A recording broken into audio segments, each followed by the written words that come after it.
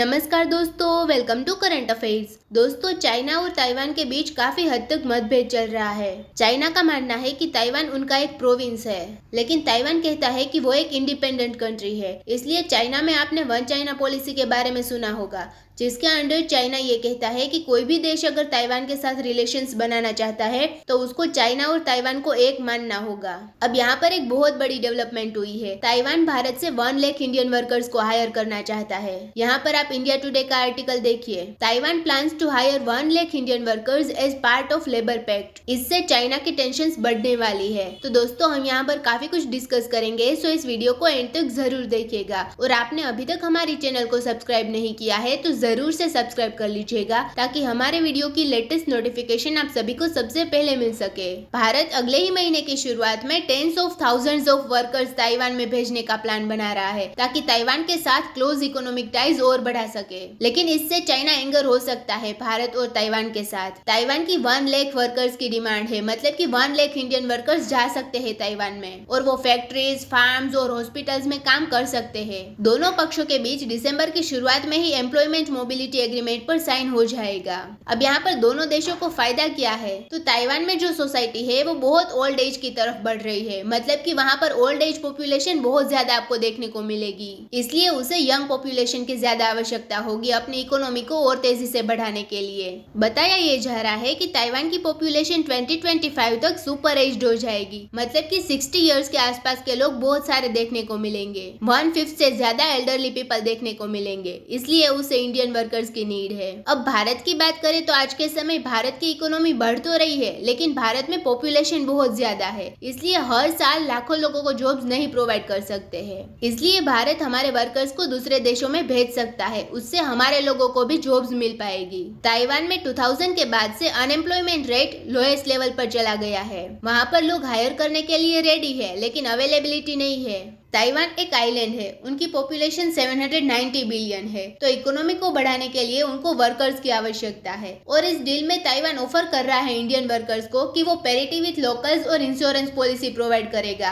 मतलब ताइवान वहाँ पर जो लोकल्स रह रहे हैं उनके साथ ही इंडियन वर्कर्स को वेजेस पे करेगा। हाल में ताइवान में पर मंथ मिनिमम वेज है 26,400 new Taiwan dollars. 1 new Taiwanese dollar करीब 2.57 के आसपास है, मतलब कि 26,400 का 67,000 रुपीज आसपास आएगा। तो ओवरऑल कह सकते हैं कि मिनिमम पर मंथ 70,000 रुपीज आसपास मिल सकते हैं। तो ये ताइवान देने के लिए रेडी है और इंश्योरेंस पॉलिसी भी प्रोवाइड करेगा। तो ये डील दोनों देशों के लिए बेहतर है। अब भारत में पॉपुलेशन बहुत ज्यादा है। पॉपुलेशन के मामले में चाइना को भी पीछे छोड़ दिया है भारत ने। इसलिए भारत जो एजिंग वर्कफोर्स वाले कंट्रीज है उनके साथ एम्प्लॉयमेंट पैक्ट बढ़ाने की कोशिश कर रहा है। अब तक भारत ने 13 कंट्रीज के साथ एग्रीमेंट साइन कर लिए है, जिसमें जापान, फ्रांस, यूके और कई कंट्रीज है। और नेदरलैंड, ग्रीस, डेनमार्क, स्विट्जरलैंड जैसे कंट्रीज के साथ अभी डिस्कशन कर रहा है। अब ताइवान के साथ जो हम पैक्ट साइन करने की बात कर रहे हैं, ये कब तक हो जाएगा? वैसे तो दिसंबर की शुरुआत तक बताया जा रहा है कि हो जाएगा,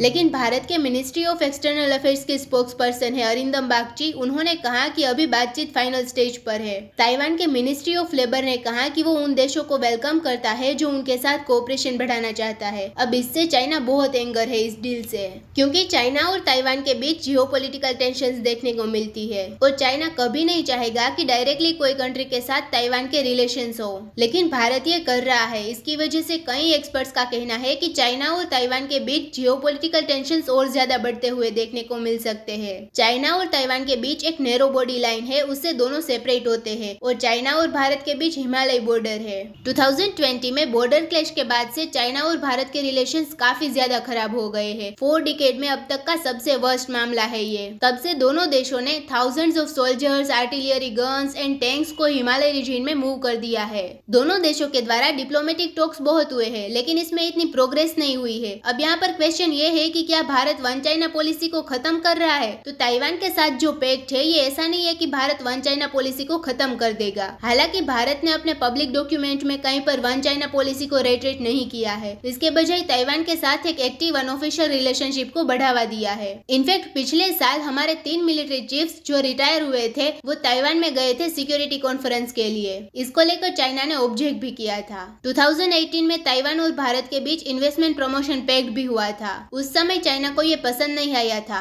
अब ऐसी ही एक न्यूज यहाँ पर है इजराइल से। इजराइल में कंस्ट्रक्शन पूरी तरह से होल्ड हो गया है क्योंकि गाजा में इस समय इजराइल और हमास के बीच वॉर चल रहा है। उसकी वजह से इजराइल में जो कंस्ट्रक्शन है वो होल्ड हो गया है। इसका रीजन ये है कि इजराइल में कंस्ट्रक्शन सेक्टर के अंदर 3 से 4 लाख वर्कर्स इन्वॉल्व है। इसमें से 25% वर्कर्स पैलेस्टीनियंस से थे, मतलब पैलेस्टीनियंस को वर्क परमिट दिया गया था। वो वेस्ट बैंक से आते थे और यहाँ पर वर्क करते थे। वैसे गाजा में जो पैलेस्टीनियंस है वो इजराइल में आते हैं और अपना वर्क करते हैं, लेकिन जब से यहाँ पर वॉर स्टार्ट हुई है इससे पैलेस्टीनियंस का वर्क परमिट रोक दिया गया है। इसलिए अब यहाँ पर डिमांड की जा रही है कि बाहर के देशों से वर्कर्स लाए। ज्यादा से ज्यादा उनकी डिमांड इंडियन वर्कर्स की है। इंडियन वर्कर्स यहाँ पर जा सकते हैं इजराइल में कंस्ट्रक्शन सेक्टर के अंदर। इस समय 20,000 इंडियन वर्कर्स केयर गिवर की तरह काम करते हैं इजराइल में, और वॉर के समय भी वो लोग भारत में नहीं आए हैं क्योंकि वो लोग सिक्योर है वहाँ पर। तो दोस्तों इसी नोट के साथ वीडियो करते हैं खत्म। उम्मीद है यहाँ पे आपको काफी कुछ जानने को मिला होगा। Thank you for listening.